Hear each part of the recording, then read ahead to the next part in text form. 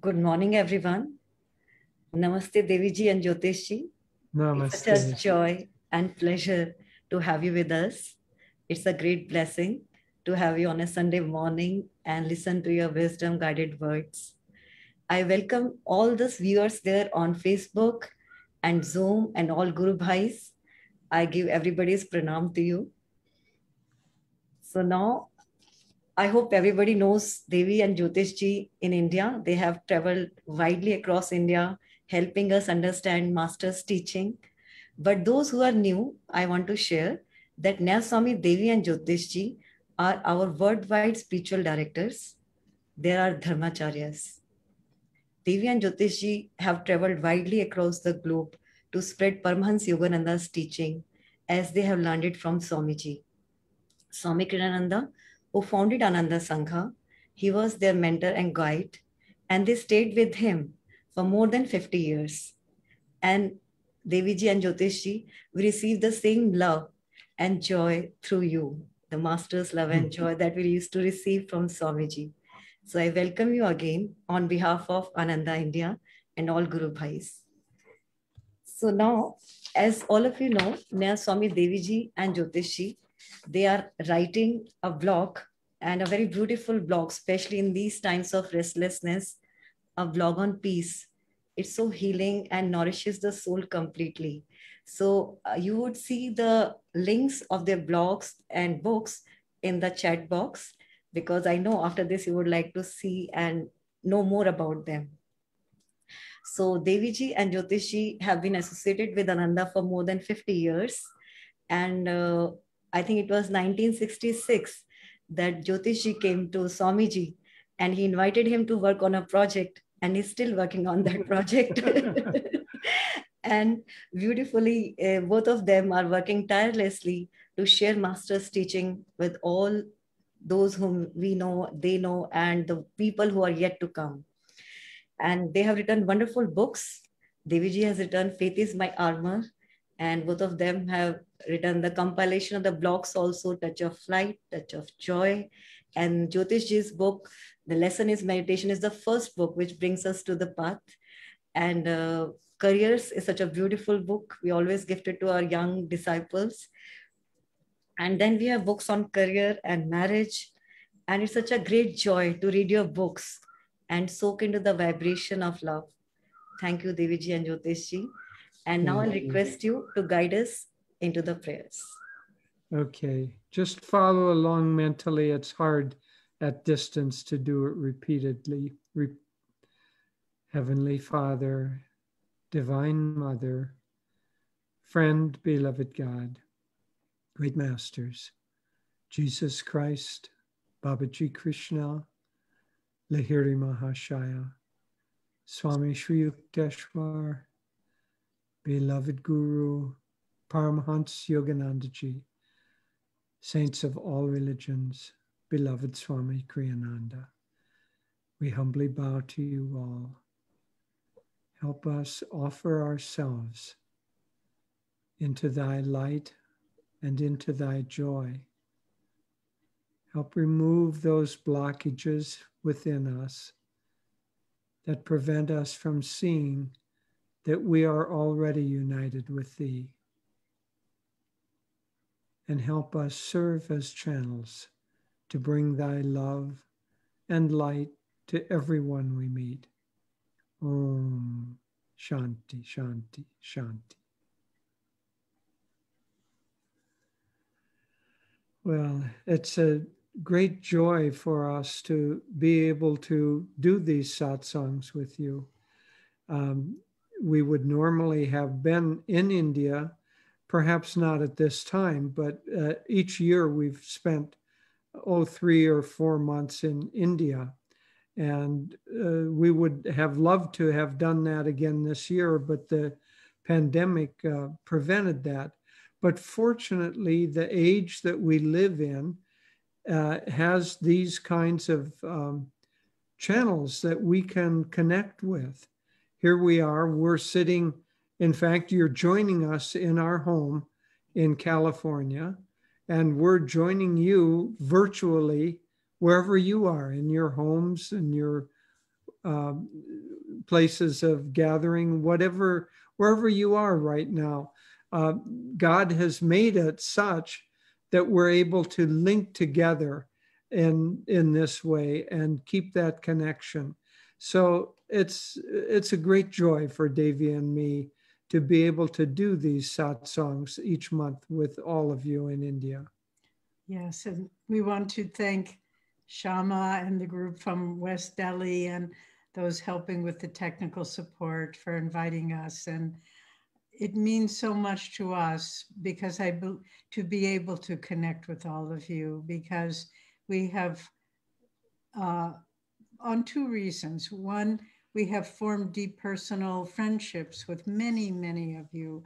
And it's, as Jyotish was saying, it's been difficult for us not to be able to spend time with you in person. We're hoping we can come next year in the springtime. But also the second reason that we so enjoy these satsangs is because Master came with a mission, Yoganandaji came with a mission to unite East and West. And when we share with our brothers and sisters and friends and the children in India, we just feel Master's, his joy that his children in the East and the West have found their way of coming together and building deep ties in God. So it's personal, but it's also impersonal because it's what Master wanted. It's really God's will that we're fulfilling by coming together in this way. So Shama has, and perhaps others have created some very interesting questions. And so we'd like to just have, we call these little satsangs in conversation. So now we'd like to have a conversation with Shama and maybe some others of you. So Shama, please, why don't Thank you, Deviji. And as the topic today is spirituality in New Age, and Swamiji used to say that simplicity will be the new norm in the New Age, and the way you are leading Ananda, and when we see other organizations being complex, and you leading Ananda with simplicity. Mm-hmm. And I think you living that trait, and so it's such a blessing for us to have you here, who can be better than you to guide us into these beautiful aspects of Dwapar Yuga. So, yes. Go ahead. No, yes. You go ahead. So I just wanted to ask you one thing, and it is based on the notions, like most of people who are not aware of this, that Swami used to say in Holy Science, it is written that we are moving into a new age, that is Dwapar Yuga. And in Kal Yuga, we were more, anything that we perceived used to be a fixed and, reality. But now with Dwapar Yuga, the consciousness is changing. There's a fluidity in the consciousness. There's awareness of energy. So people talk about energy. When Einstein discovered that matter is energy, before that, masters had written that matter is energy. And they had predicted so many things which we'll discuss and ask your guidance on that. But first of all, I want to know the first question that has come, that how do you think this awareness of fluidity of consciousness and energy can help us to understand life and its deeper aspects, deeper meanings? Yes, the age of energy is going to require us to live with more fluidity.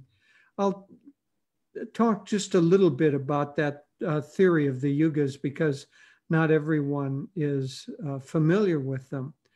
But Swamiji, and quoting, not quoting, but speaking from his knowledge of the Indian scriptures, taught us that there are certain koshas or veils over man's consciousness. And these veils are also reflected in astrological terms. But here, what we're really talking about is the mass consciousness of an age in which we live.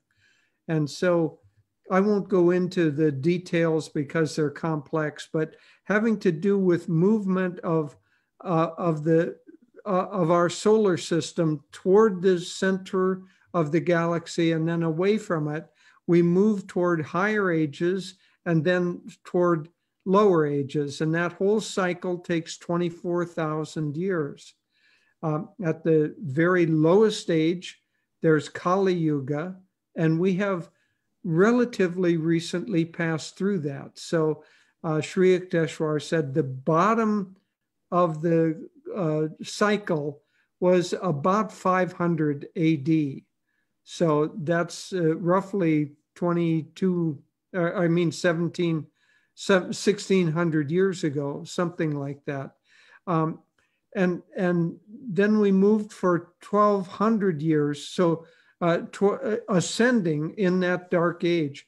Now, in that dark age, the koshas are very thick over man's consciousness. We don't travel very much during that age. Most people barely get beyond their village.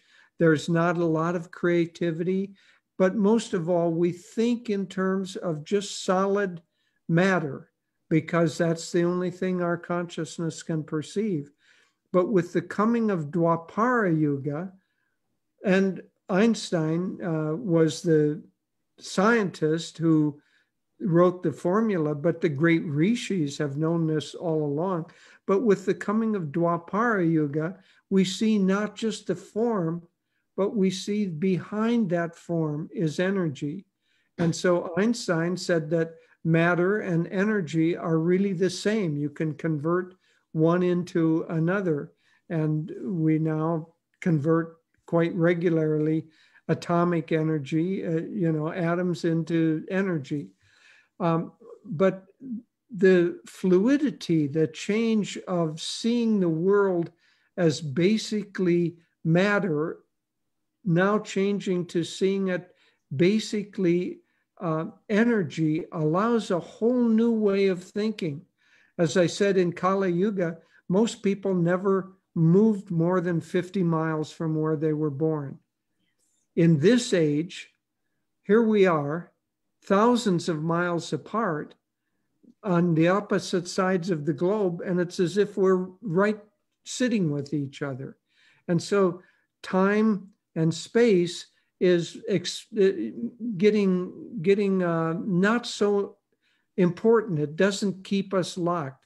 So all of this has to do with the movement toward Dwapara Yuga. But for us, what it means is that the way that we understand reality, the way that we try to connect with God is different from the way it was 1,000 years ago. And that's why Master came at this point with the science of Kriya Yoga. Now, Kriya Yoga is not new. It was from ancient times, but it was lost during Kali Yuga, and now it's been revived. And so we have that, and we have a whole spiritual path and way of looking at life that sees the energy patterns underneath the forms. Yes, and it's a very important question, Shama, because all the conflict and the problems we see in the world today really can be understood in terms of this conflict between Kali Yuga consciousness and Dwapara Yuga consciousness, because the kind of dictatorial governments and nationalism and so forth, all these political movements, but also religious dogmatism and all of these things, they're trying to hold on to something that they know is changing. People are very frightened by change. And we're in a time of transition from a consciousness that reflects fixity and form to a consciousness that embraces and wants to understand things in terms of fluidity and energy. And I think Master came not by accident at this point in time, and our whole line of gurus, Babaji and Lahiri Mahashaya, Sri Yukteswar, this lineage that has come, no doubt, again and again throughout time to help mankind, to help usher mankind into a broader perspective, a more expanded perspective, to understand what's the meaning of reality, what's the meaning of my own life. And they come with philosophy, yes, with understanding, yes, but they come with techniques. And the technique of Kriya Yoga is, I think, especially relevant for this transition into Dwapar Yuga, because it's a technique of working directly with inner energy and experiencing ourselves as energy. So it's important to understand these things. Otherwise, it all seems random, but it's not random. There's a purpose behind it all. It's beautiful. Like you, when we discovered that religion was all about belief, but spirituality is about, as you said, personal inner freedom or that experience. That's right. Yes. And we experience that, that is the real Sanatan Dharma, the real religion. That's right. Right, right. That's right. So as you said, Jyotishji, that we are in the state of changing times, you know, there are great changes happening. The way we talk, the way we travel, you said, and, you know, the way we go from places, our inspiration, everything is so fast moving. And sometimes we feel that the pace which in the previous time people used to have of life, the pace of life was very leisurely placed. But when we see on a longer rhythm, the bigger picture, the basic human realities remain same, as Swamiji said. So our next question is on that, that how would you like us to understand the essential nature of this change and how to cope with these changes, to understand the deeper perception of truth? Well, that's a good and very, very important question, because we do find ourselves in an age of more and more outward complexity, and it seems very frantic. People are working long, long hours, and they're juggling so many different things, and they may have 3 or 4 electronic devices that they're checking into constantly. And it's an age that seems very complex. So how can we call it a simple age? How can we get to simplicity? Right now, we're going through the change of ages, and we're going to have to find ways to get back to longer, more natural rhythms, because the human mind, and especially the human heart and soul, are not meant to keep such a frantic pace. That's why Yoganandaji emphasized having villages or places that people could live together, world brotherhood colonies, he called them, where we could have a more connection and more connection with the deeper rhythms of what we want. And so our path is trying to help us get back.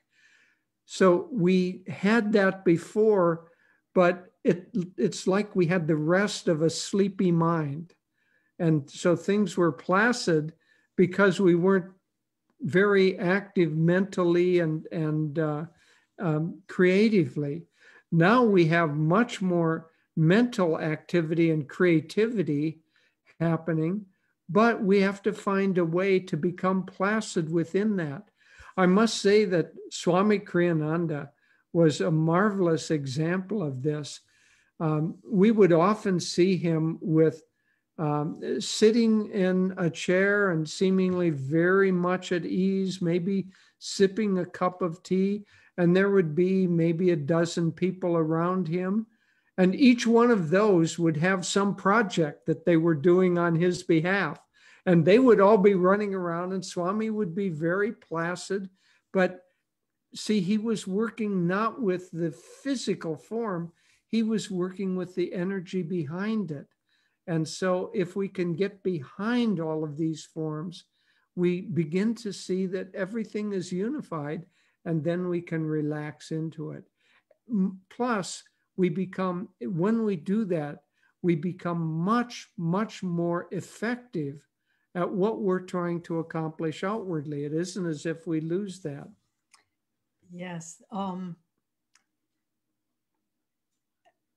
the age in which we live is an age very rajasic, very restless. That's one of the hallmarks of Dwapara Yuga is restlessness. And because there's more energy, but it's not channeled. And when you get to higher ages, Treta Yuga, Satya Yuga, the energy is even higher, but it's very channeled and focused. So we don't find the same distractions. Someone sent us a quote recently that I liked very much.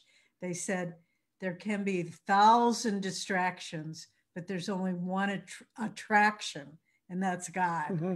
So and that says really the point that I'm trying to make is we can get very distracted if we let our energy and our sense of self be externalized.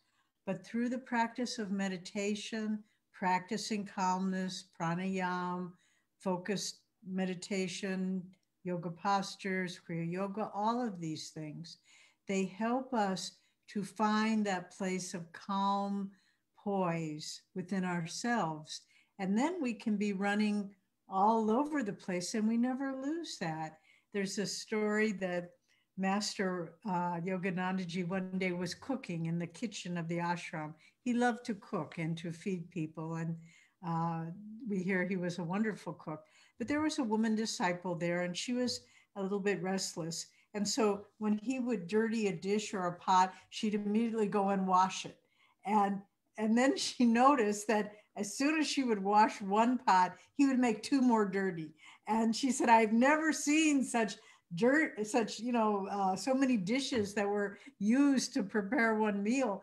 And she just kept going and washing more and more and more. And finally she stopped and she laughed. And Master said, it's been a good show. You were so restless that you just kept following me. All you need to do was just to be calm in my presence.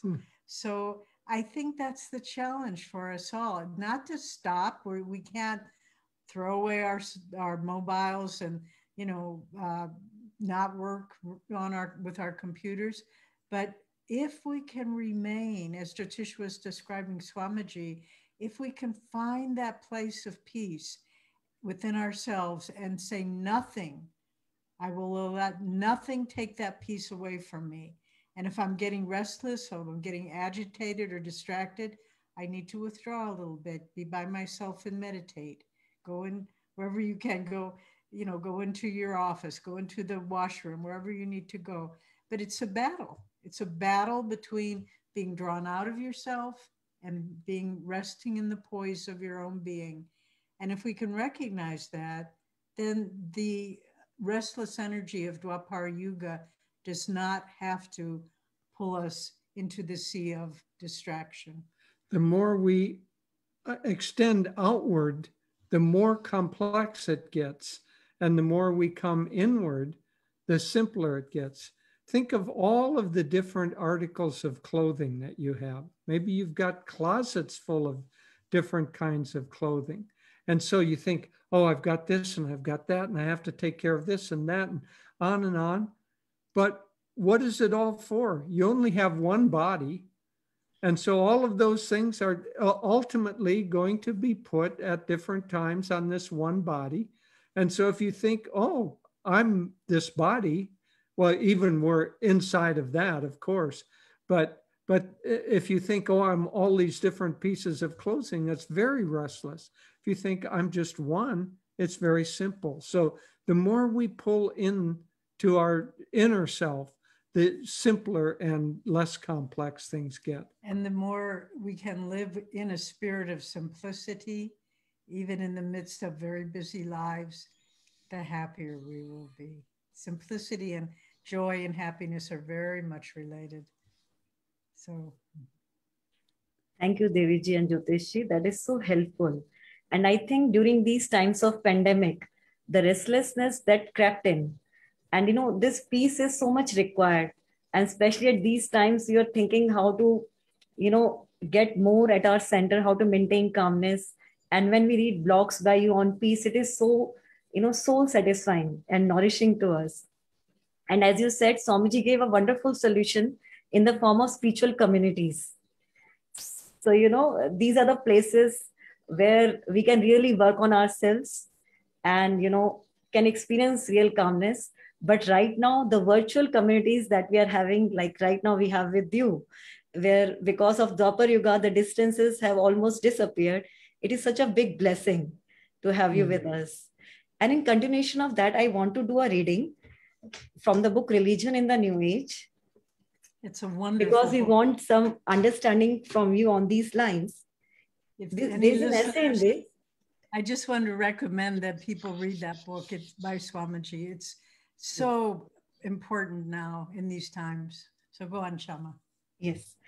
So the name of the essay is What is Happening to Our Planet?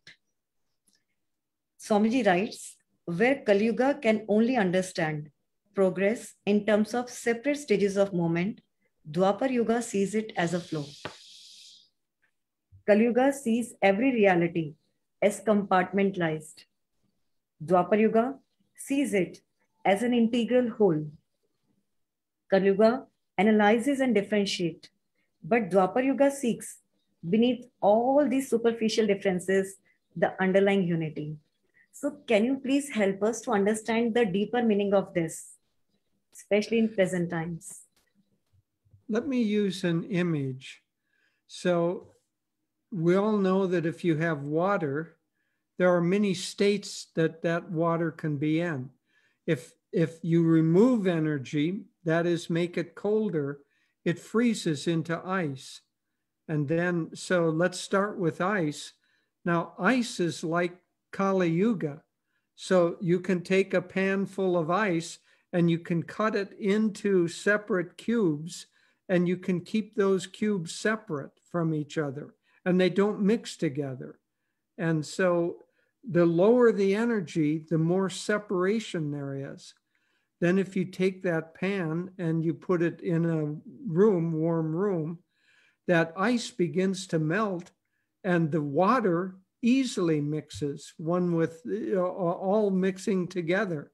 And so that's the fluidity that we're in. We're seeing East mixing with West. We're seeing different religions, different political systems, languages, all kinds of mixing together. Now, the age we're in is we're just beginning to melt that. And so there are still chunks of ice remaining in the water, and those chunks of ice are very afraid of losing their separation. And that's why we see so much conflict going on right now, and why people are trying to keep that unity, that mixing from happening. And we see it all over the world, but it's just the end part of that melting process.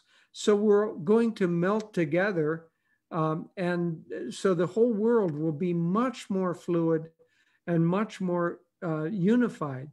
But that pan of water is still sitting, let's say, on the kitchen counter, and it can't move. You add that more heat to it, and all of a sudden it turns to steam and it fills the whole room. And so in the next stage, which is Treta Yuga, the arising energy from this movement toward the center of the galaxy, the energy coming into the consciousness of man will make it much more expansive. And it'll be an age of telepathy. Right now, we have to use electronic devices to communicate. And in Treta Yuga, you have mental energy. And mantras, for instance, work. We can repeat mantras now, but we can't make them work very easily. And then finally in Satya Yuga, we will see that everything is made of spirit. But so you add energy and it always gets more expansive. You take away energy and it gets more separate. And when you deal with human consciousness, I was reminded of a story, a short story that I read some years ago that always remained with me. And it was the story of two souls that left the body at the same time. And they had led good lives. So they began ascending up towards the light. One man was a Christian, one man was a Muslim. And so at first they kind of didn't, but they both were moving towards the light in a parallel path. And they were, at first they didn't say much because they could see that they were different culturally and had different beliefs. But then they began talking, and they realized that the other person was, their beliefs were very, very different, but that they were good. He was a good man. And then as they began moving closer to the light, and the allegory there is as their consciousness became more and more refined, more elevated, they began thinking, oh, this man's such a good man. Too bad his beliefs won't allow him to merge with the light, to enter heaven. And then finally, each soul got right up to the light. And because they were in such an elevated state, they both said at the same time, please allow this other man to enter the light, not me.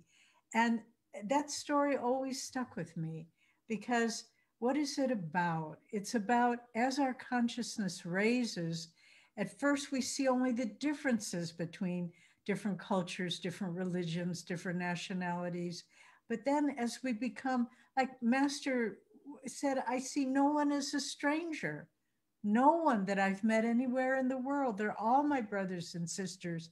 And in fact, the Buddha said, we should love all mankind, because in some lifetime, some past lifetime, everyone in the world has been related to us, has been near and dear. There are no strangers.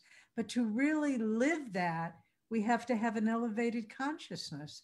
And again, that brings us back both to the spiritual practices and to the blessings and grace of the guru, a true guru, Sadguru, like Yoganandaji and our line of gurus. So really the way out is it's not just philosophy, it's personal transformation.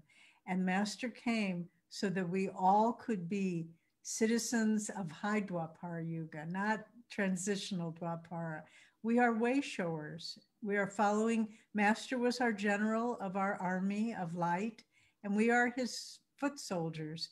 And we are trying to the best of our ability to just live in such a way that we see no barriers with anyone. Thank you, Deviji. That is so inspiring.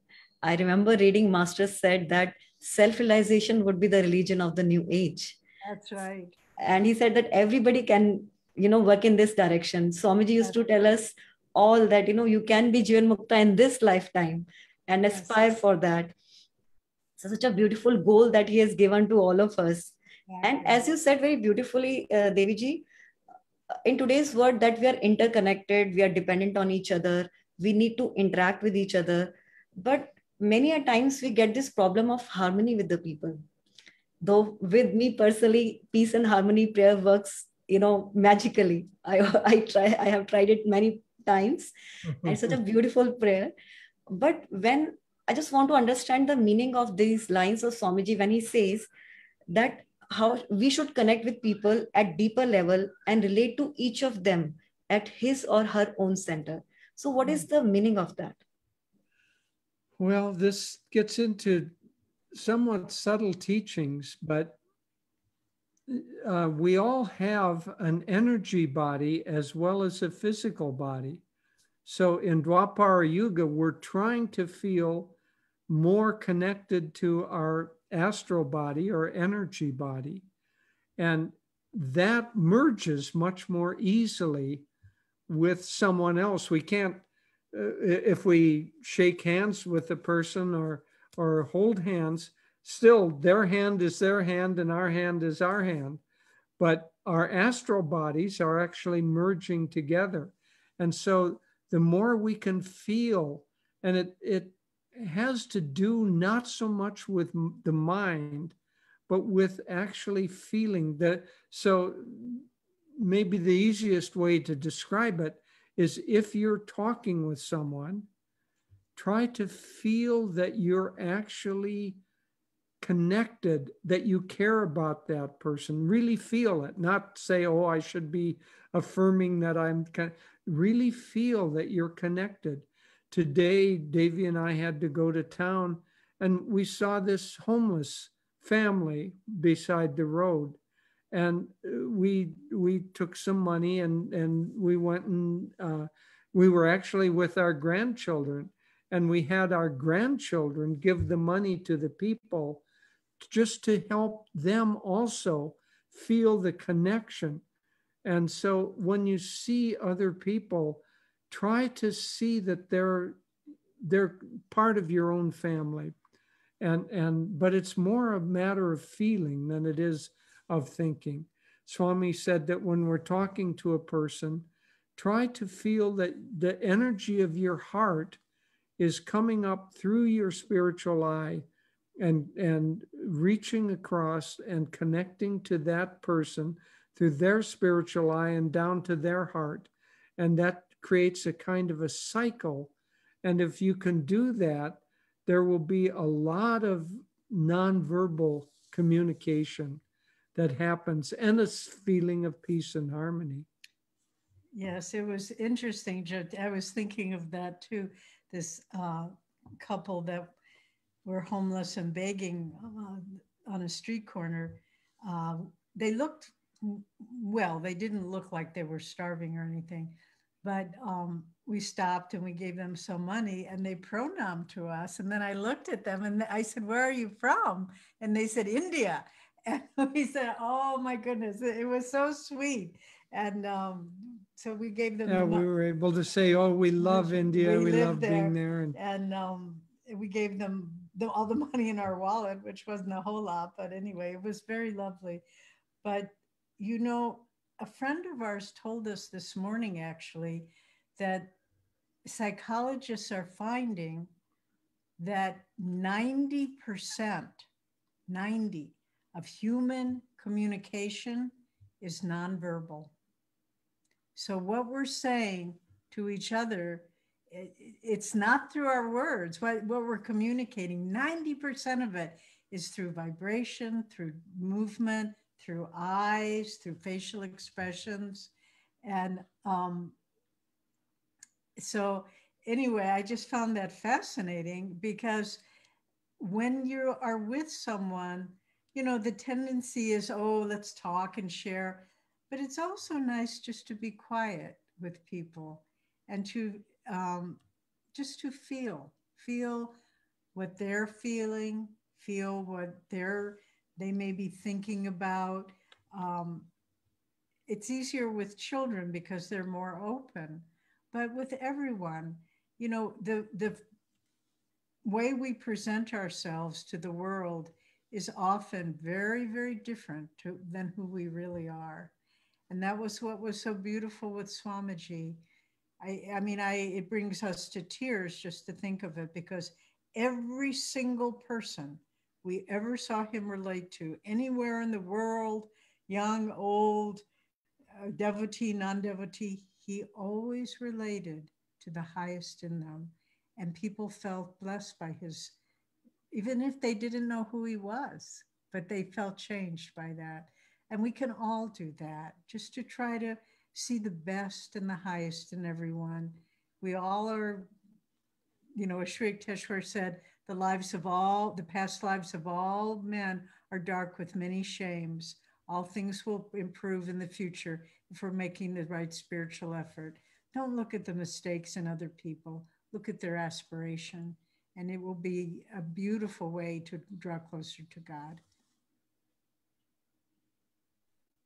Thank you, Deviji. I think it's a wonderful way of looking at things and understanding how to, practice harmony with people.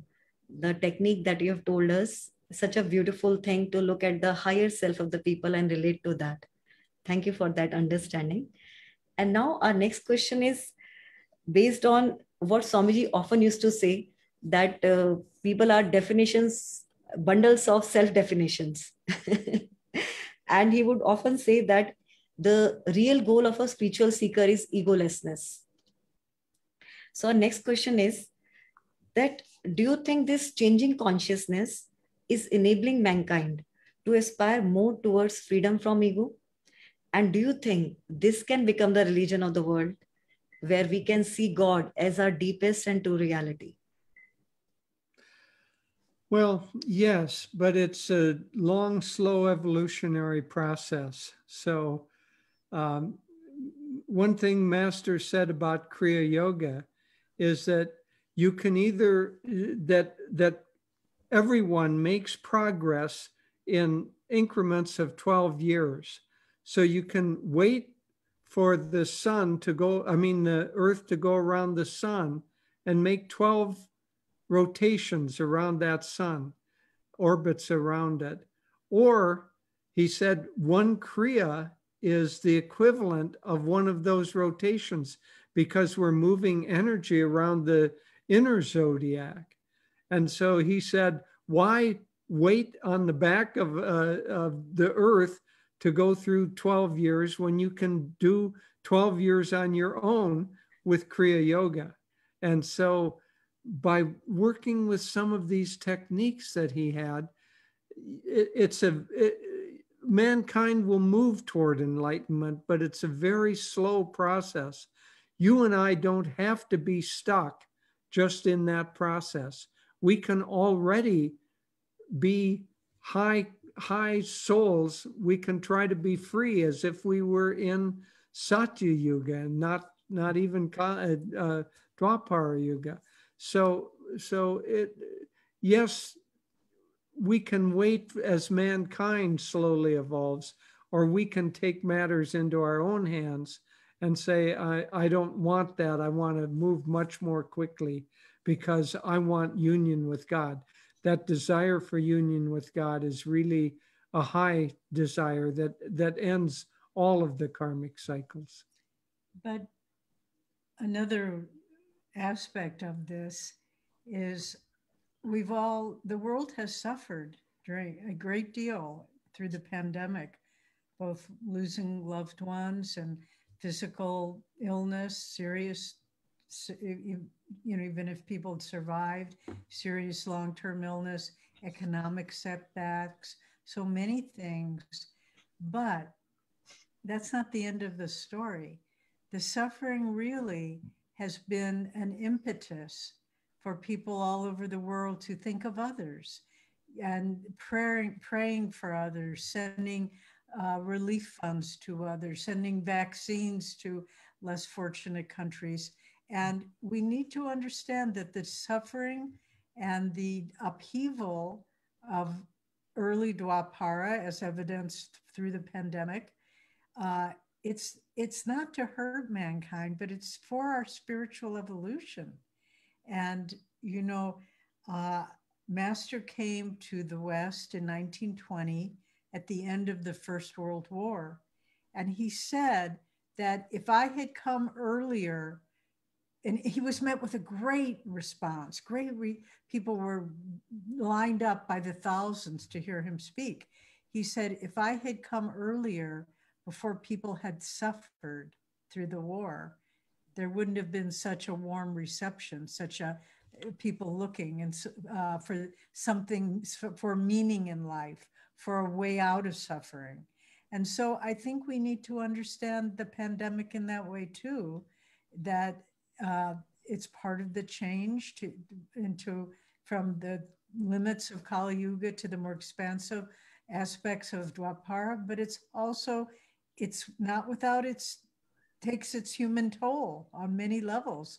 But that isn't to punish us. It's to help us transcend the ego. And Shama, you said that Swami gave us the goal of trying to be Jivan Muktas in this lifetime. And when he first said that, it was maybe, I don't know, 10, 15 years ago. And when he first said that, I thought, oh, I would like that, but I can't even imagine that for myself. It's so high. But then someone asked me recently, what do you think about that goal? And I said, well, I used to think I wasn't ready. Now I think I'm not ready, but I want it more than I ever did. And I want to share that with people because none of us feel spiritually worthy of a high spiritual attainment, but that doesn't matter. It's how much you want God, how much you want to be free. And the suffering of the pandemic and the upheaval of Dwapara Yuga is stirring up in us the impetus. I want to be free from this sukha dukkha dham of this world. I just want to read one line which I saw related to what you said about this. You explained so beautifully these times and, times of conflict and pandemic. And he writes there that we may indeed live to see world wars far more devastating than those in the past. We may suffer disasters, plague, worldwide economic depression, or even global cataclysm. And these are the words of hope that I see there. Before human consciousness can be softened enough to receive unobstructedly the rays of Dwapar Yuga. So I think, as you said, we all are being propelled, the human consciousness being propelled towards peace. There's a need for peace more than any other time, I feel, as we pass through this restlessness of pandemic. So our next question is about, the love aspect of Dwapar Yuga. I would read from Holy Science. Swami Yukteswarji writes, Shri Yukteswarji writes that the effect of love on human body is removing all causes of excitation from nervous system and cooling it. And then he says, when he's describing it, he says, as we contemplate the rays of Dwapar Yuga, love alone can help us to fully absorb their energies. So will you please share some of your experiences in these regards? Actually, these regard, because we see so much love. We feel so much love in your presence and the way you work. So will you share some of your experiences regarding this aspect? Well, I think that for me, there are two aspects that have been really important. The first is to see the model of Swamiji and be around him because he's so cared about the welfare of other people. And as Daviji said, even strangers he cared about. And I've experienced Swamiji affecting strangers so that they felt that after one or two meetings that he was their closest friend. And that's because he put out that sense of friendship to them. And so one is seeing the model of Swamiji demonstrating what living with an open heart and a caring heart looks like.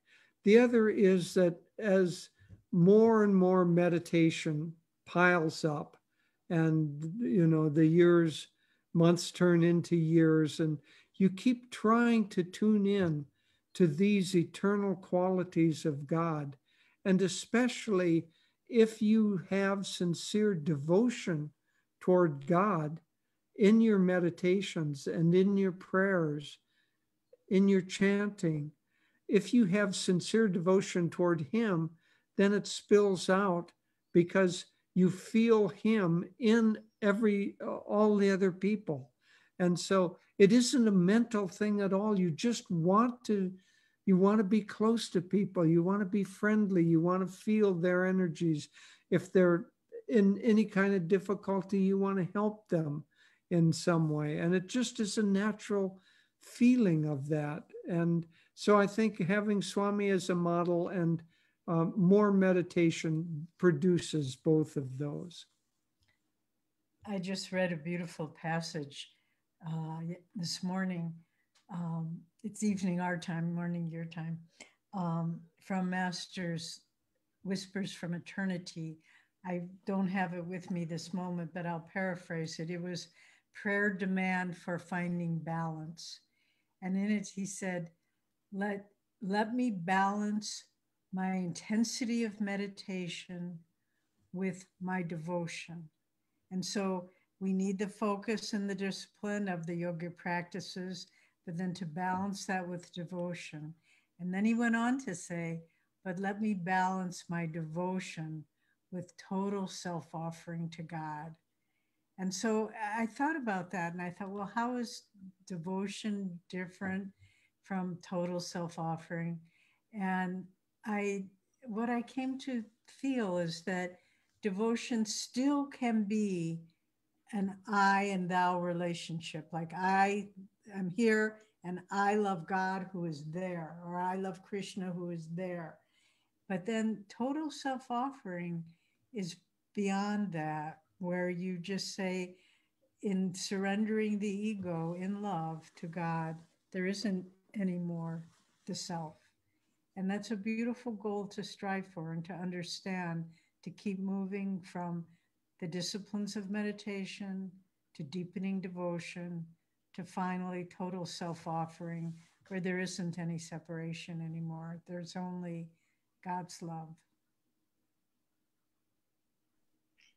I think that's a beautiful stage, and we all aspire to be, moving in that direction from devotion to self-offering. It's a beautiful goal you have given to us. And Deviji, I remember Swamiji sharing his impersonal, unconditional love with everyone. And, everybody used to feel that he loves us most, that he is my friend. And so surprisingly, when we went to the satsangs, everybody would say at the end of it, I got my answer today. It was meant for me. Yeah, that's right. So I think by tuning into God's consciousness, he was touching all of us in some manner. That's so true, Shama. And one time we hadn't seen him for a while. We were in America, he was in Italy. And so we went over to spend some time in the community there, the ashram. And I was feeling, I must say, I wanted personal attention from him. It was not a good attitude, but I missed him and I wanted, to talk with him. And he was very distant, more distant than usual, because he knew I wasn't coming from a good place. And then at that time, he looked at me and he said, Devi, no one is special to me. I'm not even special to myself. And it's just what I needed to hear at that moment. But to feel that way, but watch Swami in action, as you said, Shama, everyone was special to him. But if you tried to say, oh, we're your favorites or we're your special friends, he wouldn't let you go there at all. He didn't want his friendship and love to separate people and push them more into their own egos. Yeah. So he gave it universally, and then everyone felt and said, oh, he's my special friend. Yeah. But they felt that. So it's a paradox. A very sweet paradox. Thank you so much, Deviji and Jyotishji. Yes, Deviji. In fact, there's I think it's an autobiography where Master is talking about Anandamoy Ma, the great woman saint of Bengal. And he said, the closest of dear friends she made you feel, but at the same time, she was rooted in infinity. And it said the paradox of omnipresence. Very interesting. That's so beautiful, because when we hear from you and we understand in the broader prospect that spirituality is all about, feeling those experiences, building on those experiences instead of the religion, which was more belief based. And in Ananda, we find so much of this unconditional love from all our acharyas, Nayaswamis, you all. So we feel always an inspiration to share with all. And that's why in these times also, every Sunday we see people just, switching on their laptops, mobiles, and just trying to tune into that master's unconditional love that we get through you, we receive through you. And in the end, I just want to ask you last question, that you have spent so much time with Swamiji, and Swamiji was always, saying this, that in this new consciousness, people are trying to understand what is trying to happen here. He will try to feel their consciousness, and his observation was so futuristic and expansive, the way he perceived things and the way he wanted all of us to feel and enjoy the love of God. And we are so thankful to him and to you all for this moment of joy called Ananda. So the last question is, can you please just share with us how you have been able to experience this sense of underlying unity and movement of consciousness in your own personal and spiritual life that you have spent decades with Swamiji and now serving Master's work? Well, that's an interesting, I'll say for myself, working with other people, I try as much as I can to get myself, meaning what I want, out of the way. And when Swami said, try to see what's trying to happen, as opposed to, I want this and I want that, and I don't want what you're saying, just try to see the unity and see, as Swami put it, instead of asking, what do I want? Ask, what's trying to happen here? And when we do that, everybody tunes in. So I've been in hundreds, maybe thousands of meetings. And generally speaking, they're very sweet and very productive, but it's because we're trying to get our own prejudices and our own wants out of the way and just see what higher purpose is trying to happen and how can we work together to achieve that. So that's certainly one way. The other way, I think, is just to feel, for me, to feel real friendship with everyone that I meet. I just met a young man today, happened to be from India, but immediately there was a sense of feeling friendship. And he felt it toward me too, I could tell. And why do we need to treat somebody as a stranger just because we haven't spoken to them very much? If you start out treating them as a friend, it is so much sweeter. Well, I think I feel so humble when I think of the blessings that have come into my life. First of all, meeting Swami, I remember the first few months that I was here, I hadn't met him till I came to Ananda. And at that point, he was a young man still. He was in his 40s. I was in my 20s, 22. But when I heard him lecture, I just knew that everything I wanted to know about life, about who I was, about how to live, that he could teach me. And so the gifts of a true teacher, and then living in community. And it's, people can be very fine devotees, and I've seen them, but on their own. And as Jyotish was saying, it's like, well, now it's time for my meditation. Now this is what I want to do with the day. You live in community, and you have to surrender to a greater reality. Swami said, when it's like living in a spiritual community and it's not the same as just a village where there's gossip and backbiting, but it's everyone's trying to keep God first and foremost. Swami said it's like putting rough rocks into a rock tumbler, and they knock around each other and they knock around and sparks fly. But then in the end, they're all beautiful polished stones. And that's what it's like living in community, spiritual communities. It is challenging, but it's transforming. So the Swamiji as a teacher, living in community, having dear people close in your life who are dedicated to the path, who can support your aspirations. And then, of course, the grace of the guru. And all of these together, when I came to Ananda, I didn't know what I wanted to do with my life. I didn't know that I would follow the path, but I just took each day, each month, each year as it came. And little by little, it was like the koshas went away. And I just thought, this life is about finding God. But I didn't know that at first. But little by little, through all these things that I mentioned, the Swamiji, community, dear friends and loved ones, and the grace of the guru, then you just realize I'm a different person than I was. So much has fallen away and has been purified and simplified. And I'm speaking about my story, but it's everybody's story. It's the path that we all follow to find God. So we're very, just to close, because I know our time is ending, I'll just close and then maybe Jyotish will close. We so love our Guru Bhais in India because it's where yoga was born. It's where our Guru was born.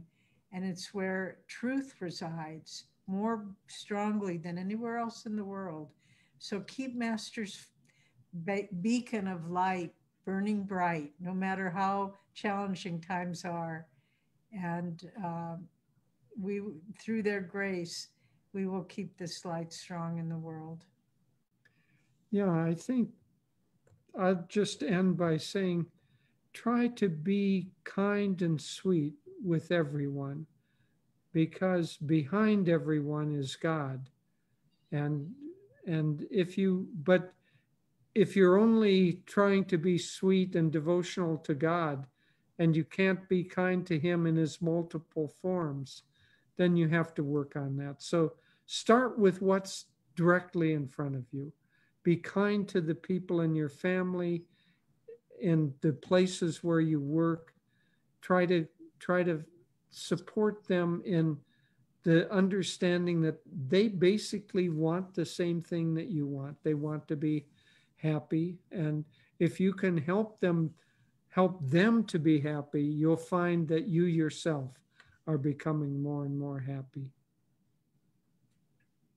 Thank you, Devi and Jyotishji. We feel so blessed and are thankful. We have got, I think, better understanding of the times that we're in. And when we listen to your experiences, we feel that it is doable.